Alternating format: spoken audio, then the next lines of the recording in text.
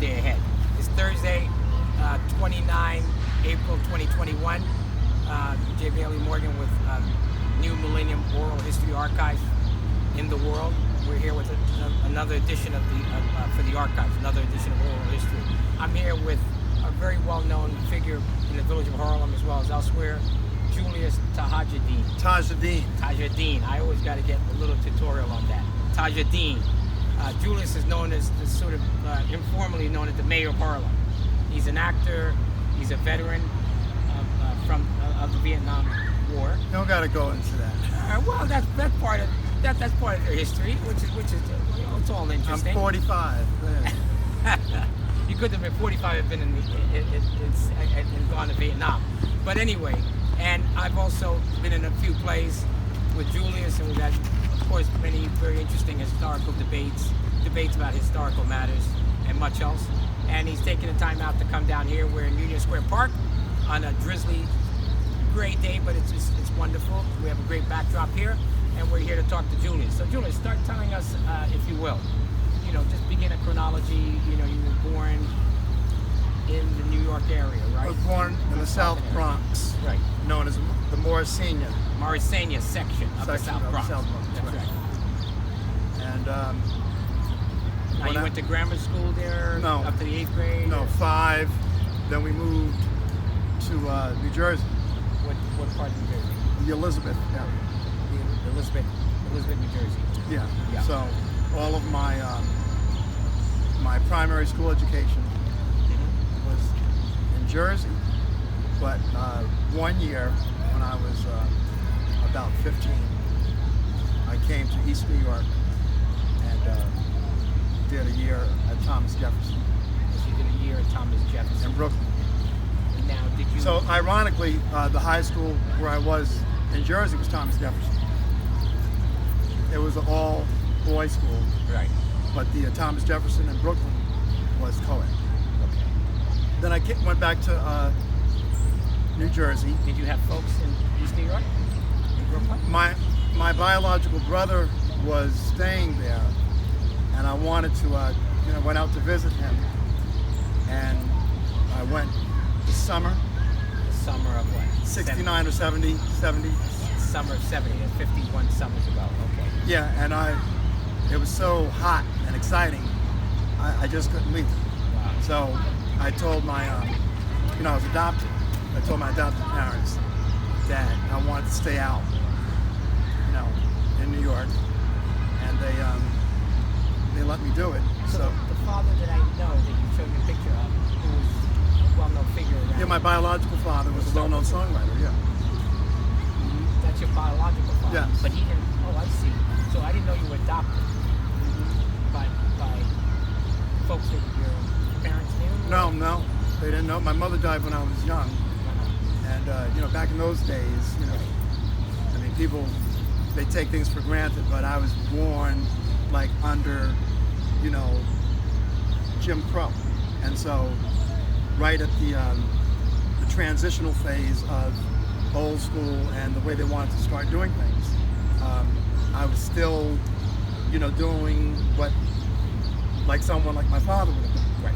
So Jim Crow, for those in the audience who were perhaps a little younger, it was apartheid in America. Yeah, and all different types of rules and laws and regulations, even in the progressive states. Everywhere. Cemeteries. But they were doing things in New Jersey and New York in a sneaky way. Sure, because it's up south, right? As we say. Not But down south, there was all in your face. Yeah. New York was more covert. Right. Down south was overt, was in your face, open. Yeah. So, when did you connect with your father?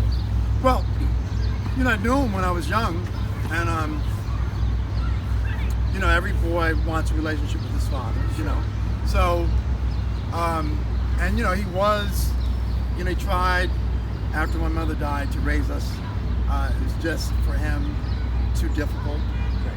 And you had several siblings. You had siblings, right? Yeah, like 3 others.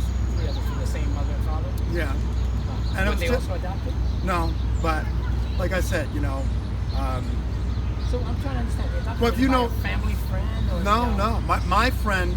You're just an adoption agency? No. Okay. My friend's mother, my best friend's mother, first I was staying like in the basement, but she didn't really know, or maybe she did know, but in any event, once I got on the radar, and they were going to send me to a... So you got to tell the audience, how old were you when that was going on? And you were in New Jersey, or were you in Jersey? Jersey. You were in Jersey. Right. So being on my own type of thing started when I was like 10. And then when it got known, the state of New Jersey found out. Right. They didn't want that, so I was 13. So they were going to put me in a, but we didn't have a home for homeless children. They had the same place for homeless and bad kids. Right. So they were going to put me in the detention center. I may have had more rights, hopefully, but I didn't want to do that. So my best friend talked to his mother, and she always did, she kind of like knew what was going on, but she very much opened her arms to me. And you were under her guardianship. No, so we had to go to court, and they gave her official custody You over say they. the system, the courts. Who was your dad? He was not around. I told you he couldn't. It was difficult for him.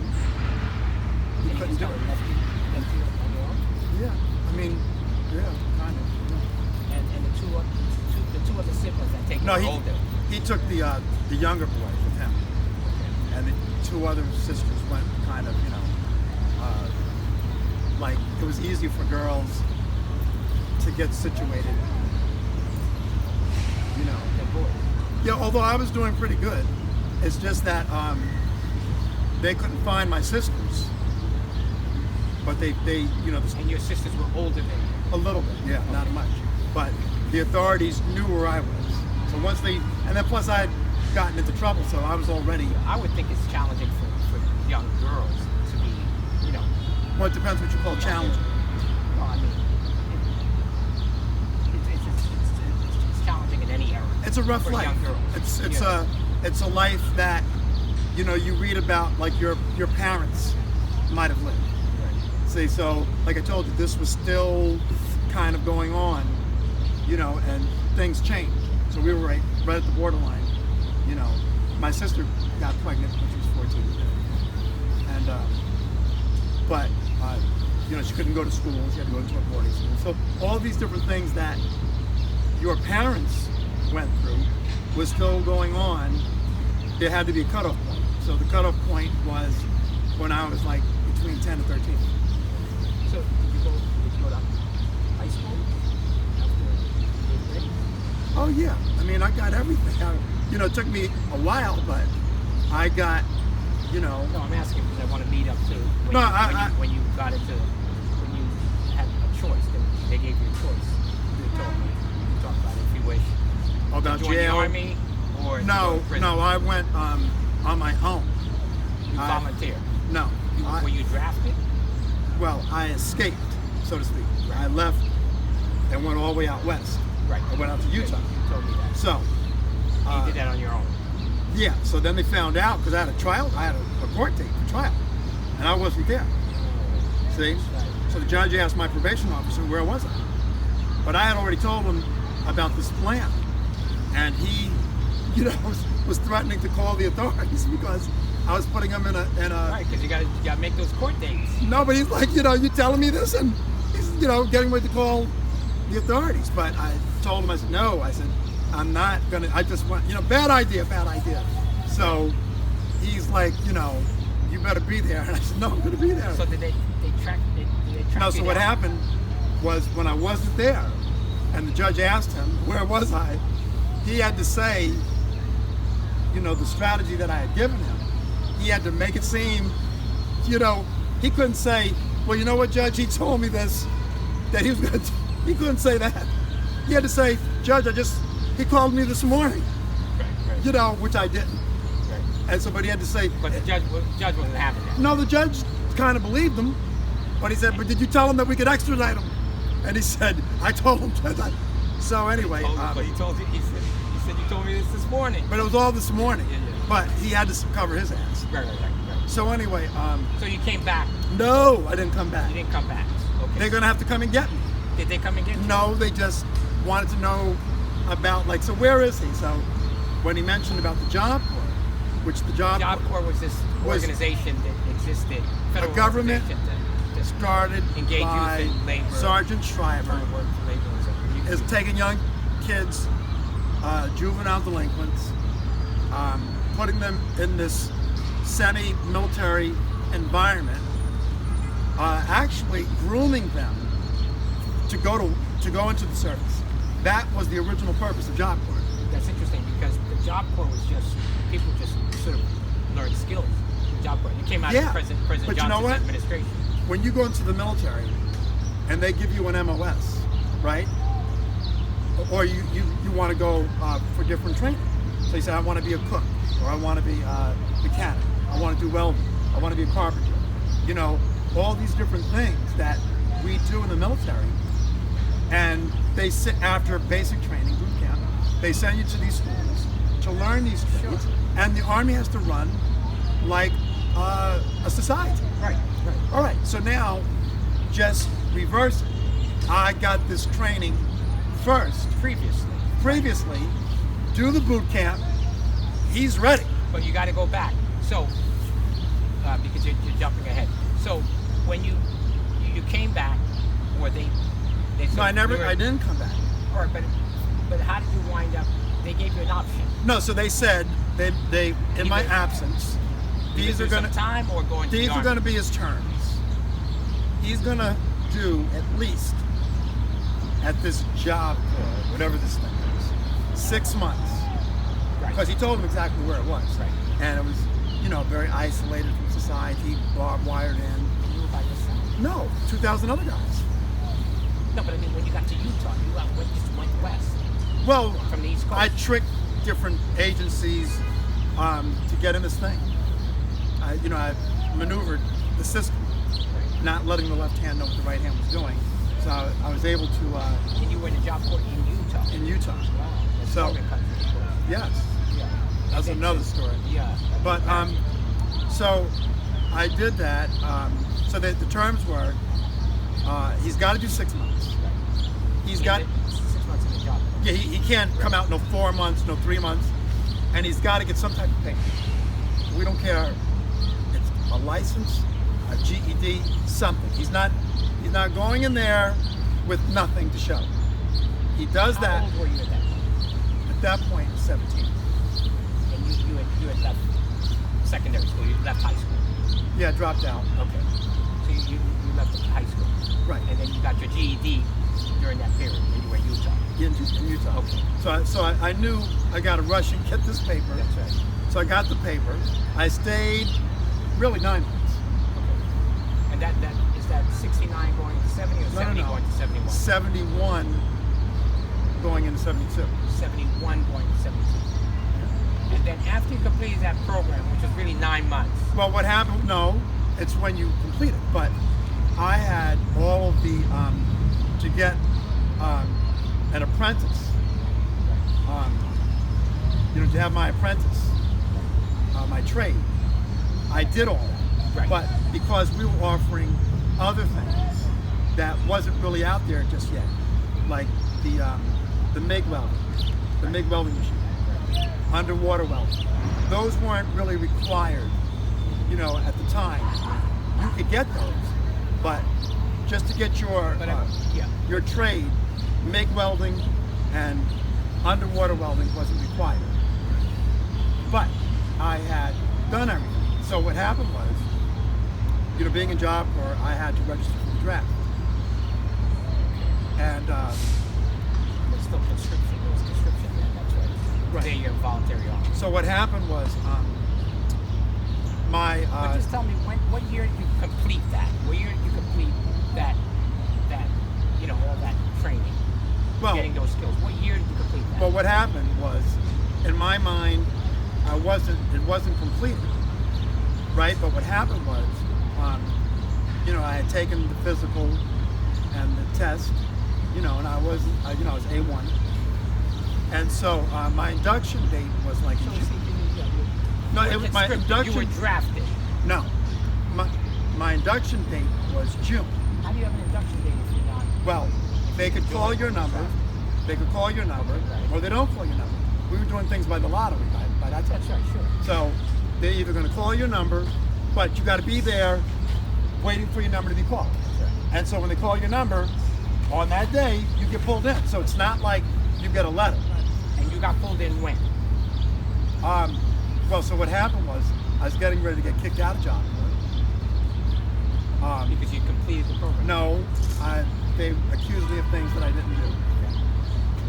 So the board of directors were determined to kick me out. This is all in Utah. All in Utah. Was Salt Lake City or another place? No, Clearfield. Clearfield, Utah. Right.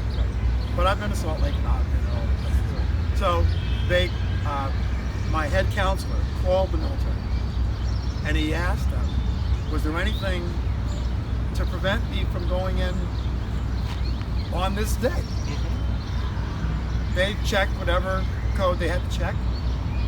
They said, all he's got to do is switch over from US to RA and we'll come and get him. And you can talk him into doing that. We'll take him on that day.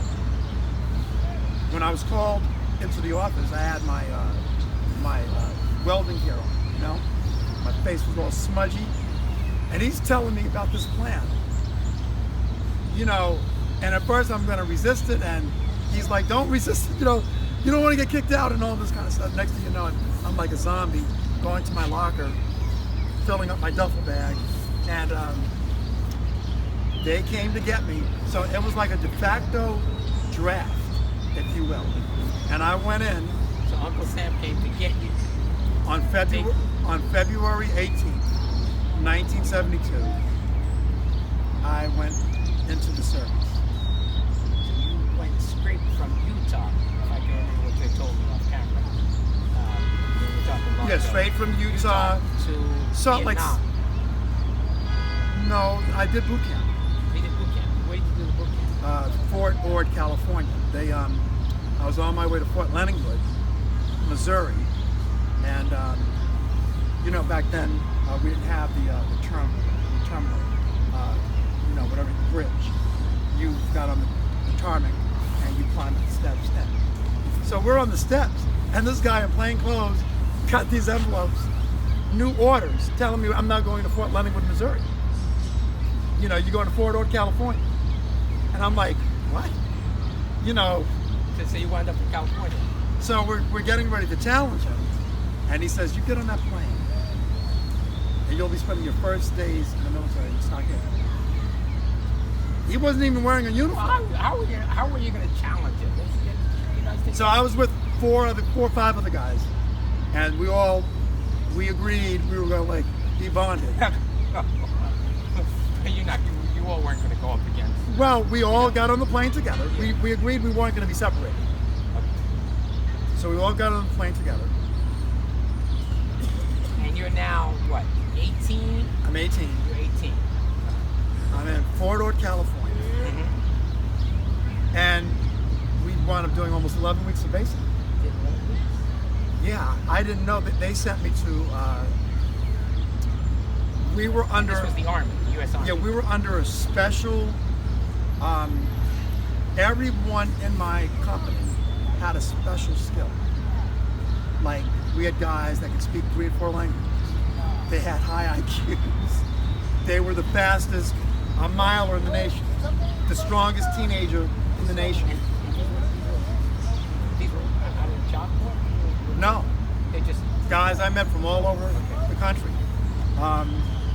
Biracial, multilingual. And what I learned is we were being recruited for the Green Berets. Yeah. So we were in a special... Did you actually become a Green Beret? No, what happened was they told me that I had to take an extra year. Now, this is not saying that we were going to make it, but we were we had to still volunteer for the Green Berets. So out of 120 guys, it's sad to say, we were a reflection of our society, and only 3 went in.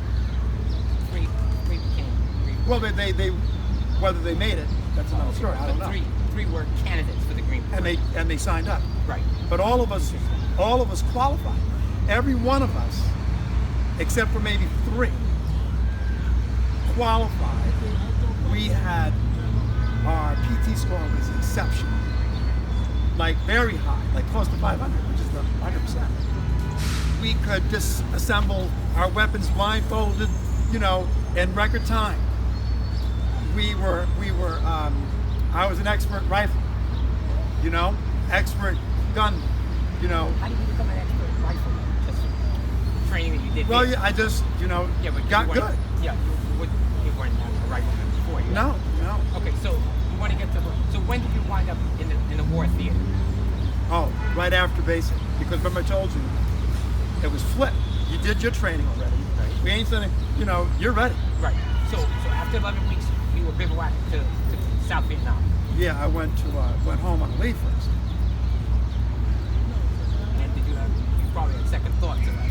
Well, right? Because that's 72. I mean, the anti-war movement was it was very high. Absolute zenith. And I didn't know I was going into a very extreme, like you got people talking about the Tet Offensive and all these other years out Vietnam, but 72, even though the numbers 72 was bad. Even though the numbers were down for Americans, that's because they reduced. By the time I got over there was like only 60,000. There was only one more year of action by the time you got there. So the war ended in 75 officially, but by 73 there was no. Yeah, but after 73 there was no, well, it went from up until 73 was action in the field. Yeah, but Green Beret, Special Forces was still there. Yeah. But I'm saying your average soldiers, they Air tried to Force, pull back out. Navy, Coast Guard. As I said, it continued to 75. Yeah, so they actually tomorrow, April 30th, is the end of the Vietnam War.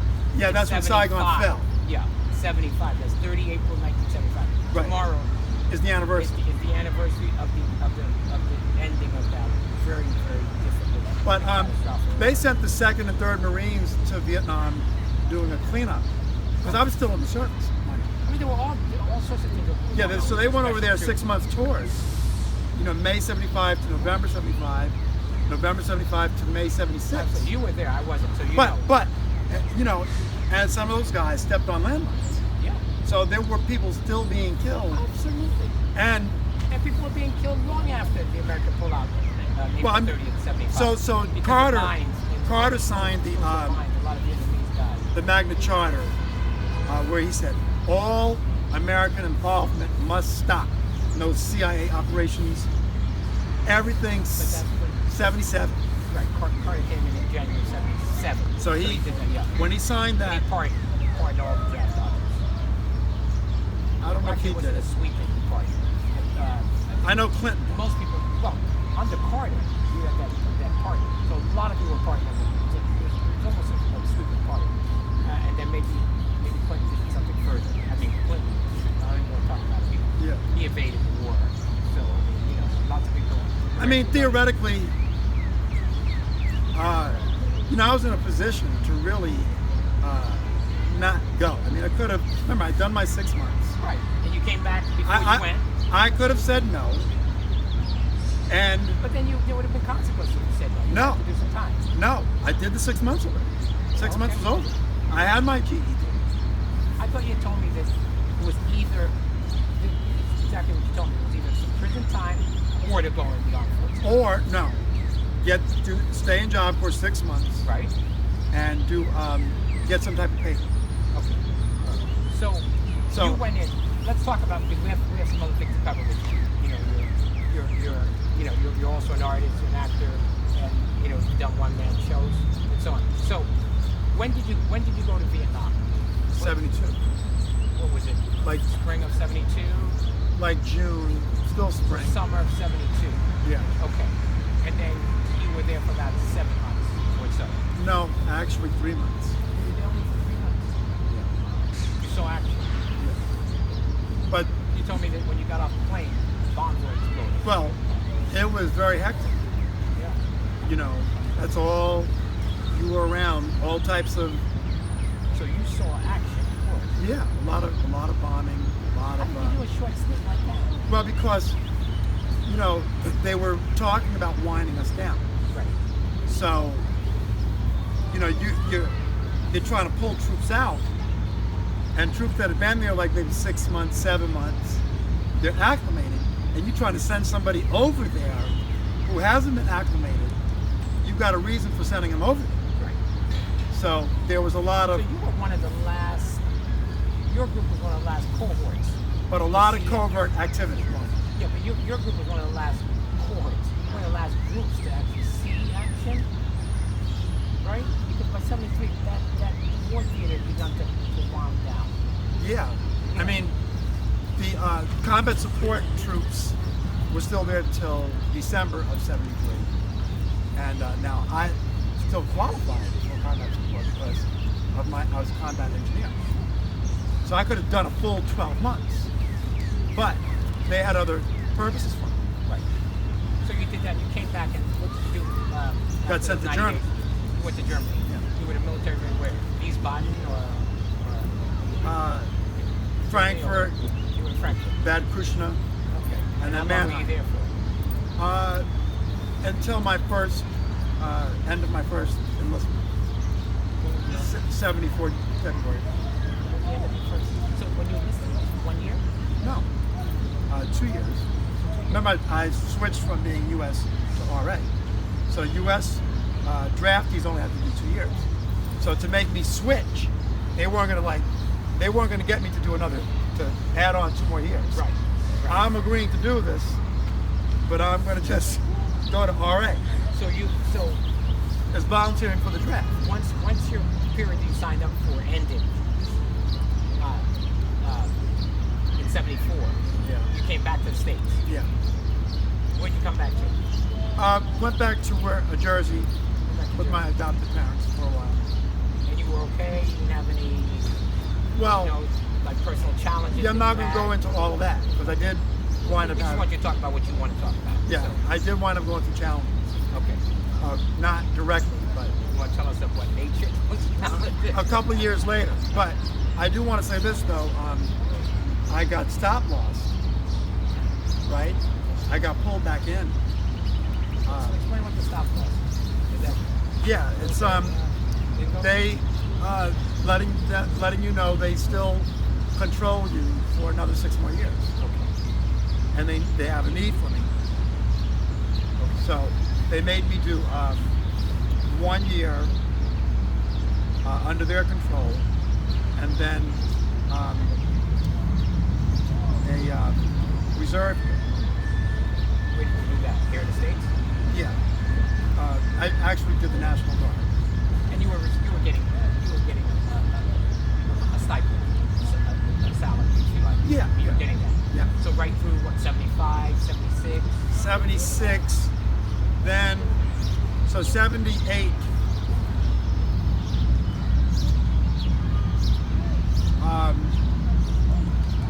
like 80 is when my official obligation was finished. I didn't know that. Yeah. So But I- 41 years ago, you had done your bid, and Yeah, so now, officially, right, so now you're and officially you were out. honorably discharged Yes. in 1980. Although I never did get the paper.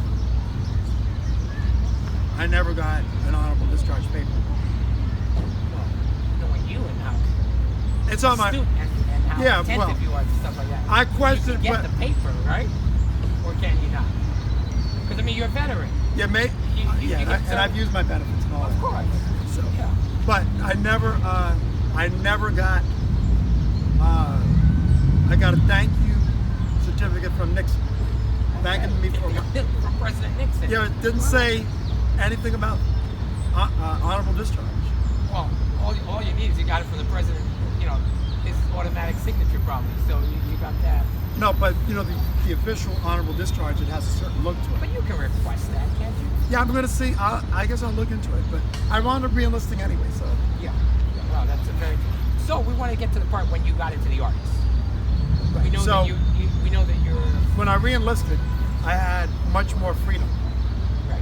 Right. That's what I was gonna ask. So did that start? I think you had told me long ago. That started in Germany. You started performing in Germany and on the bass Yeah, I did do some. in the 70s.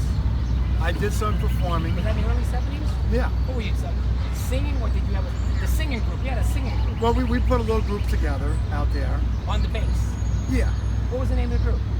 I forgot what the name of what we called ourselves, but And you were singing R&B. we did like doo-wop stuff. Doo-wop. That doo-wop was already. The days of doo-wop had long past. But No, we were doing songs that were like 69, 70, Okay. but still with that harmony sound. Like what? Anthony and the Imperials, that type of sound. Yeah, we would still do that because we weren't doing. Because by that time, other groups had emerged, like the Moments, Well, we were Black doing Ivory, we were doing those type of songs. the Shy Lights. Yeah, We were doing right. How long were you doing with the group? How long did the group? until I left, until 74. Okay.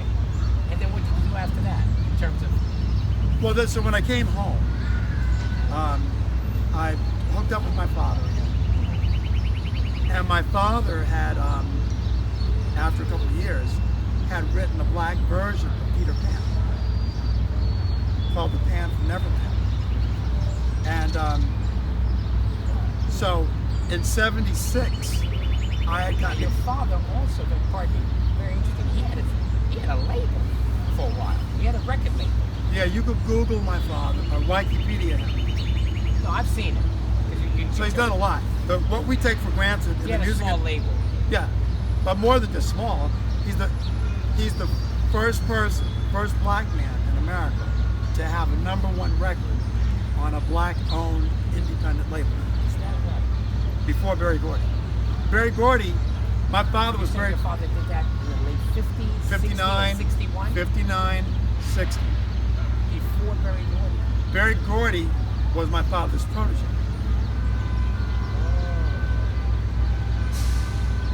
Yeah, very interesting. That's Very the truth, Barry. That's it. So we took a break for a quick minute. And I'm back here with Julius, and Julius was telling us about his involvement in Theater. a singing group, and then also in theater. You had a one-man show. I know you had a one-man show based on. Well, you did some pieces about. Well, what happened? In 76, I used some of my GI Bill.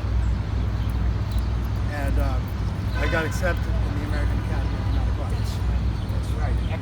Excellent drama school. Right? On Madison Avenue and But- 27th Street. 31st. 31st. You're right.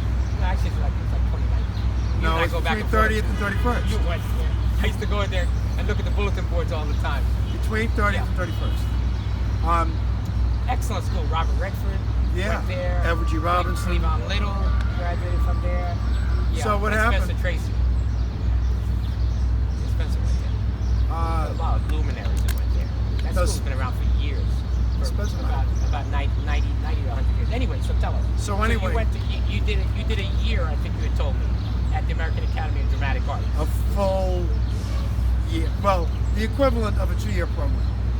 But, it was straight.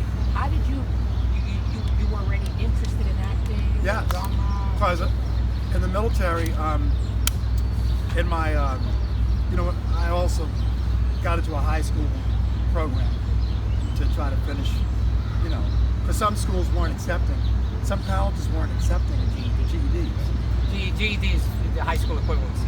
Those are, But there is GED, high school equivalency, and an actual high school diploma. So the military had a program from a college that also gave you college prep. They were really giving you the official high school diploma, not the equivalence. Okay. So this was designed to help me go to college. Okay. which the GED and the high school equivalency wouldn't have been able to. I see. Let's get back to AADA, American Academy of Dramatic Arts. So that was what year? 76. 76. So you were there from 76 to 77. More or less, or the end of, because I went the early part of 76, like February. And then from there, what did you do after? So then I got a job as a security officer at a high school. We were the first school in the nation to have security officers. 77, 78. Yes. Was it a school in Newark, New Jersey, or Plainfield. Plainfield, New Jersey. Okay. And how many years did you do that? Just 1 year. And then after that? Then I said, you know what? I had something going on with the military, an agreement. So I said, let me just go to college, just in case I decide to re-enlist. Which college did you go to? Hunter. Excellent public school, public college. Right. And then how many years were you there?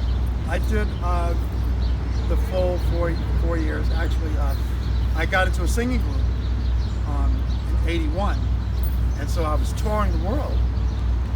What was the name of the group? En Naturel. En Naturel. I've seen some of the pictures. You were with black tie, dressed in black tie. Yeah, black tie, but all types of outfits. But So Dick Scott was my manager. Dick Scott was Motown executive. A Motown executive at one time. So you all released things? We were working on an album. Did it ever come out? No, Columbia didn't take it.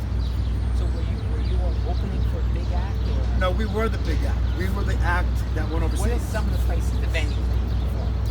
First starting with the States, and then we never performed in the States. So you had a bigger audience. So in we were, the UK. yeah, we were like a mystery. Dick Scott paraded us, like this group. We got to see them, and so you got, and there's a lot of support for groups singing American music, American pop music in Europe. Oh, we were internationally acclaimed. Right. France, Finland, Spain. Did you perform in the UK? No. France, Finland, Norway, Spain, Bangkok, Singapore, Malaysia. Those were all the places. So how many years did you all actually tour? We were touring, with me, from 81 really to 82. But that was like when we did, when we really got known. See, there was a group already established, and I replaced one of the guys. Oh, okay. But when I came into the group, that's Was when it 3 or 4 singers? 3 of us. Was there a lead singer? We all sang lead. But that's when the record deals were coming in. And from touring, you almost made a good piece of money. I mean, if you want to call 2,000 a week good, 2,000 a week. back in those days, yeah. 2,000 a week today. Yeah. So yeah, Plus all 2,000 expenses. a week back then is up. Hotel, laundry, food, chauffeur. Well, that's excellent. Back then. But working 7 days a week. So were you all doing cruise ships or No. venues? Ballrooms? We'd be there, we'd be at a place for a month. Oh my goodness. And how big was the venue? What was the capacity? Well, we did different rooms. We did, the biggest room we did was like 1,600 seats. And a lot of So anywhere from 200 small intimate rooms to like 2,000. Those were the biggest. And I'm sure you had a lot of female admirers and people followed the group and all that. All right, so you went, so that takes you up to what, about 81, 82? 83. Okay, that takes you to 83. And then you leave the group? Yeah, we had a disagreement. And so... I hope you banked some of that money. Well, because that's a good... My money was being used to pay past debts. Do you want to tell us what some of those past debts were? Well, everything. Agents, choreographers, music arrangers. Yeah, but I thought the $2,000 that you made per week was immaculately free of any of those expenses. Well, since I was an equal partner in the group, my share had to pay also those delinquent. Okay, I hear expenses. you. But did you walk away after your stint with the group, or natural, the group?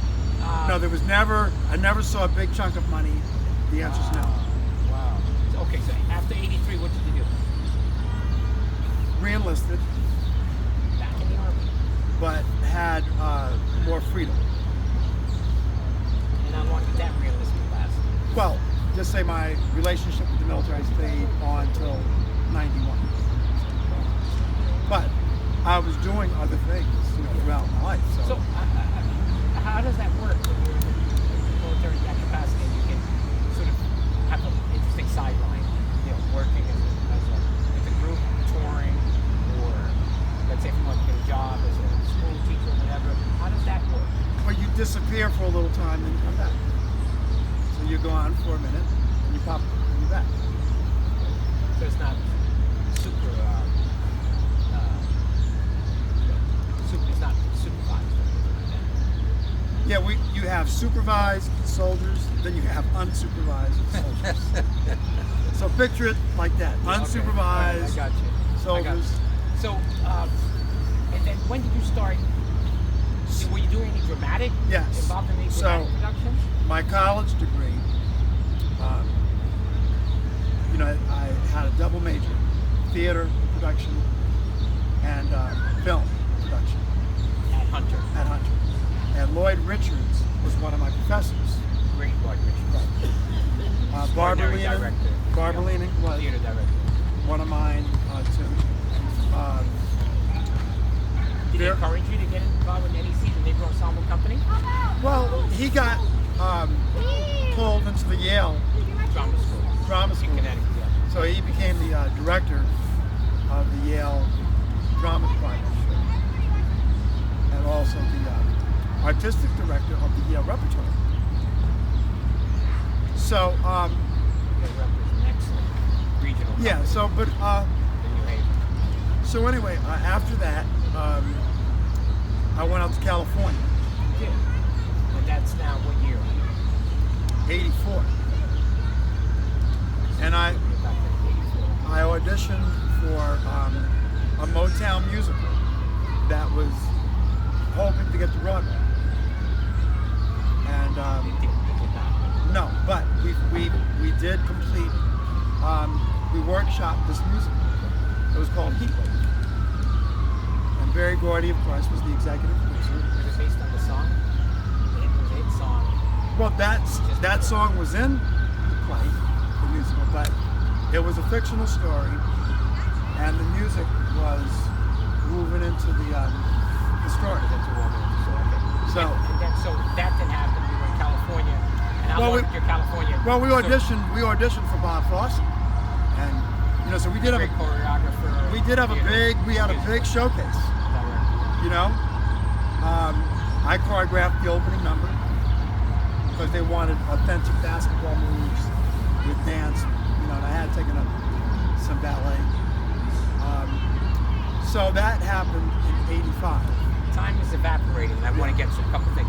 So take us from California. You were there for how long was your sojourn in California? Was it 86. So you were in California until 86. So it was summer of '86. And then after 86, you came back to. Came back to the States. Well, came back to New York. Yes. East Coast, yeah. Right. And I was working for the New York Health and Racquet Club even before I went to Park California. Avenue. Yeah, I was the flagship. The flagship club was 56, I believe. Across from the Waldorf, diagonally across. It was 50th? 51st and Park Avenue. Was the flagship? Well, I imagine that was the flagship. Because they had 51st. several, It was a clubhouse. It was, a gentleman's club as well. but they had several. Yeah. But the hottest one, the one that was the most popular, was on 56 between Right. 6th and 7th. Well, I'm thinking the one at 51st and maybe in 7th.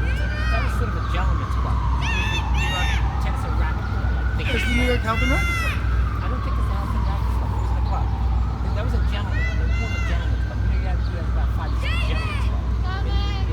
London you have a lot of those, but that's different. That was the New York Athletic Club, I think. But anyway, not the franchises you're talking about. So you went to 56th Street. Yes. Yeah.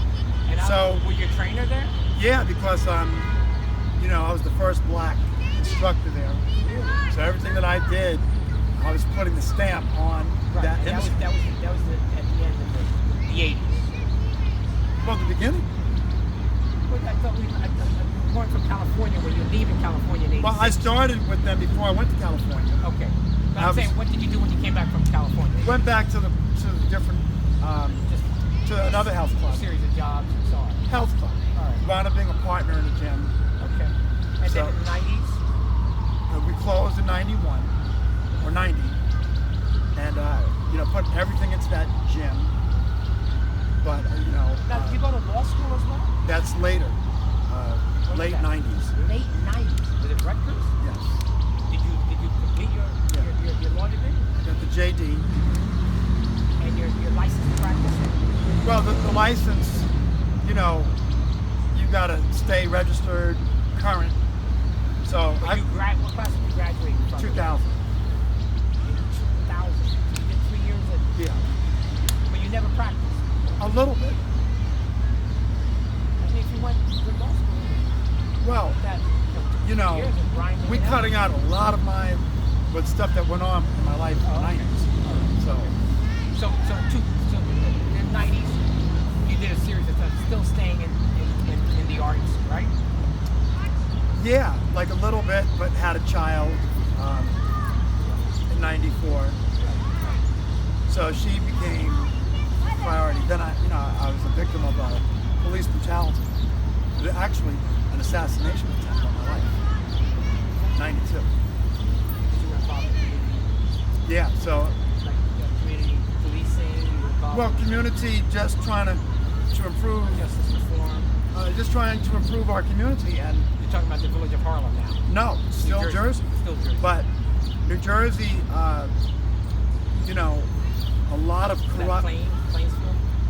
all over, like a lot of corrupt stuff going on in Jersey. Organized crime, you know, drugs, prostitution, gambling. Did you file did you start litigation against? But of course, they try to flip it on me. They try to prosecute me too. And I faced a prosecution for 6 years. You said it was an attempted assassination of your life. Yes, and it backfired. It backfired. So, but then I tried to sue. You know, I don't want to go into that because Okay. there's just a lot of. Yeah, that's fine. That's fine. So, I want to sort of go back to the theater stuff. So, in the 2000s, you were involved in some theater companies. Is that correct? Yeah, my friend out in New Jersey, we both went to the American Academy together. That's where I met him there. His name is Tony Wilkes, and he founded this community theater called the Phoenix Ensemble, and he did plays all over Jersey City.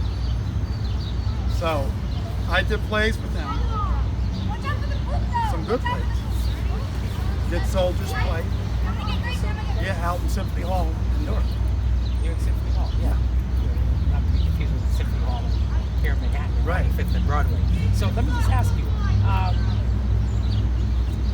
did you do any August Wilson plays? No, not me per se.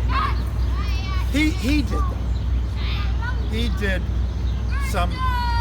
one of those plays, but I wasn't in that performance. But the Phoenix Ensemble, How was the Phoenix Ensemble? he started that. He started that in the maybe the late '70s. Yeah, Crossroads Theater still exists, of course. Yeah. New Jersey. Right? But Tony Wilkes, he also did wardrobe for many Broadway plays, and he was the ongoing wardrobe person for the Rockettes. That's a good gig. It's a union job. So he was very entrenched. Yeah. And Did you do any off Broadway or off Broadway? Yeah. You did off Broadway. yeah, because I got with this this theater company in New York called the Theater of Renewal. And it was founded by Norman Charles. And we were actually, our theater was right next to the Helen Hayes Theater. Right. Helen Hayes Theater's on Christopher Street. No, 46th. Oh, you did the Broadway. I'm thinking about another theater that's named after a woman on Christopher Street near the Hudson River. Yeah, so we did off-Broadway plays. Given out of her name. We did off-Broadway plays that were equity, what do you call it? Equity sanctioned. Equity sanctioned, because we had equity actors that were co-starring. What are some of the titles of the production? Infirmity is running, Jenny. And that was off Broadway? Yeah, we had equity. Did you do any? We had to get an equity clearance. Right. Did you do any off Broadway productions? Well, those I think would be considered off Broadway because This seems to be off, as you know, off Broadway, off Broadway. no, but we did those shows. They had if it has an equity, you need a waiver, then that's off Broadway. Well, it's based on the size of it. You know, it's a black box theater. It's Not necessarily. they're union designations. No, because you could get a big That's right. theater and That's not right. be, That's right. Like New York Symphony Space or Symphony It's not. Space. It's not an right. off-Broadway theater. Right. But I thought the designation was a 99-seater. No, That's there's probably no. for the size. It's a black box theater. That's what I'm thinking. Yeah, there's no rule. But I met Denzel Washington doing one of those plays. Was he in one of them? No, his acting coach was, and she brought her students to see Infirmity was running. Wow.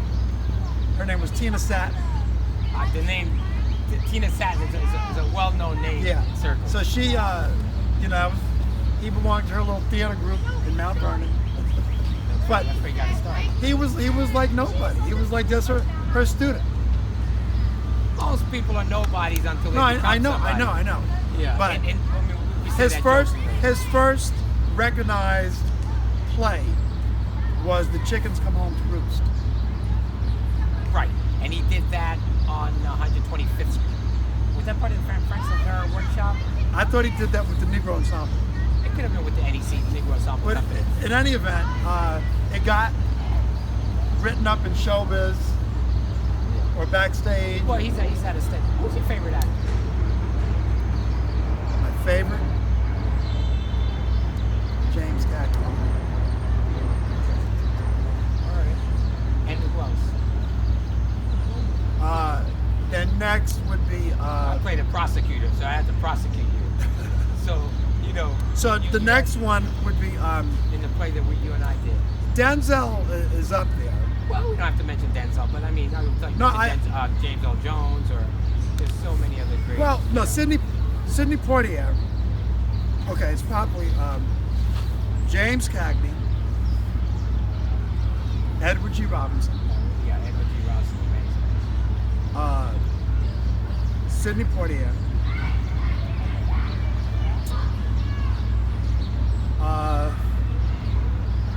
and then,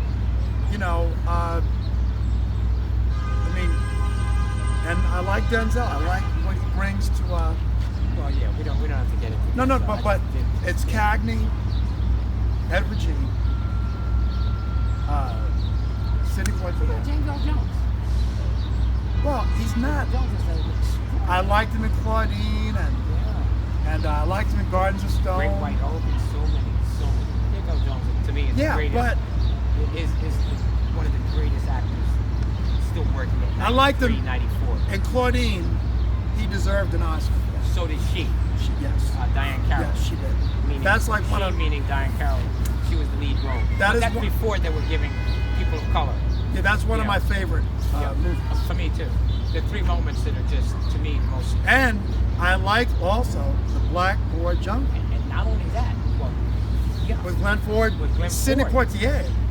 playing a teenager at about 25 or 26 He was years about old. 7 or whatever. And But there were a number of other actors in that too. Vic Morrow. That's right. That's right. But But I wanted to say about Claudine, which is one of our favorite films. The score was by the great Curtis Mayfield. Yeah. The infameable Curtis Mayfield. Let's get back to the 2000s because again, time is evaporating. So in the 2000s, you had developed a whole production around doing a one sort of person short piece about Ali. I wrote Ali. a rap using Muhammad Ali's voice, and it just morphed into me doing performances throughout the country, really, because I did this Ali performance. How long was it though? Like about 3-4 minutes. 3-4 minutes. You know, maybe 5. Because if I do it with poetry, I mean, if I do it without music, then it could be like 7 minutes. Right. Because I put the little pauses in there. So you did that, and that was mostly. I did that in California. I did that Ali thing in Florida. I'm talking about the 2000s now. That's what I'm speaking about. Yeah, Florida. Okay.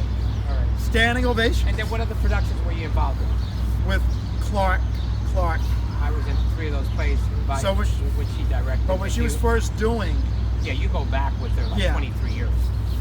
In the 90s, yeah, she's I did her shows. Yeah. Doing the Ali piece. Right. Now, how are we doing on time here? Yeah, so I just got the signal. So, what are you working on now? So now, what are your plans because going forward? I had a political career in Harlem. Well, you said political. Were you ever district leader? Because you weren't an elected official. No. And I we ran. We know you as the sort of unofficial, or the official mayor of Harlem. Right. Yeah. You ran several times. You ran for city council. City council twice. Yeah. Oh, you ran twice. I challenged the city on the 2013 redistricting. But I was on these committees. Is that the year? That's the year that Randall lost that. He lost in 2016. He didn't lose. He just didn't run. Oh, that's right. He didn't run. It was Keith Wright who lost. Right. It was in 2016. Yes. He lost. Yeah. So Adriana Espella, we have a little running bet about another matter with that. But and you have $100? Well, we didn't officially decide. We're going to bet. We're gonna give it. We're not gonna do it on camera. You don't want to talk about much stuff on camera, so we'll We talk about that. Gentleman's agreement later. But anyway, so that's what I forgot. You ran for city council 2 times. 2009. And you've been a community activist around housing issues, Land use. Preservation. Issues that Economic. issues that deal with gentrification and redlining of the community. Everything. Pretty much. Yeah. Now, so with the remaining time, But I've been on these committees. You know, like the city of New York has these community boards. They're like miniature city governments all throughout New York City. Absolutely. And you have to be appointed to be on those boards. But you can get on by the local council person that represents. or the borough president. Okay. But you could get on. You've been on one of those boards. No, you could get on the committees, the board committees, by appointment. The board can appoint you to be on the committees. And so that's the start of any type of, government. Quite often in New York City, that's where people get their start. That's the very start. District leader or on the committee, they're all on salaried positions. Yeah, you come to the board to try to get a favorable stamp of approval. And so, you vote. So I had voting. So I really want to talk about what, going forward, what are your plans? Do you have any So I wrote artistic projects in mind and so on? I wrote a film, completed it in December 2019. It's a martial art movie. It's based on a true story. It's based on the first black man in America to create his own martial arts system. So that wasn't done in the 60s. People were... Where was he based? Newark, New Jersey. His name is Kareem Abdullah. He had of course, a black belt. What degree? Black belt, but he 3 degrees. Well, It was a black, the highest was a red belt. Well, he created that. He created that system. In other words, the world challenged me. If you think that, you know, I came up with this system, and if you think that you're superior to me, then you challenge me. So he declared himself. He's the first one. You see all these other people wearing red belts. They're all copying him. But he was, see, the difference is he backed it up. He fought, you know, these world championship fights. They haven't done that. So that's And he produced world-class fighters. Just before we go, I wanted you to just so you're looking to bring that film to the public. Yes. It'll be a feature film. Yeah. And are you playing the part, or do you have a part in it? No. Just the writer and producer. So you'll produce and you'll write it. Well, yeah. I mean, there will be other people that will want to get their name in as producer, but I'm not going to try to direct it.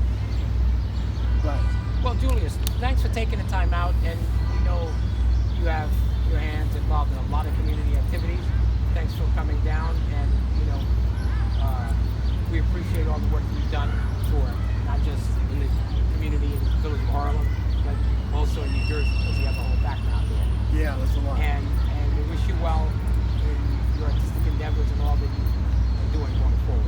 So for New Millennium Oral History Archives in the world, I'm the presenter, J. Bailey Morgan, and I've been here with Julius Tajadine. Tajadine. I always got to remember that, Tajadine. You got to get it right. So thank you very much for giving us some time. My pleasure. Thank you.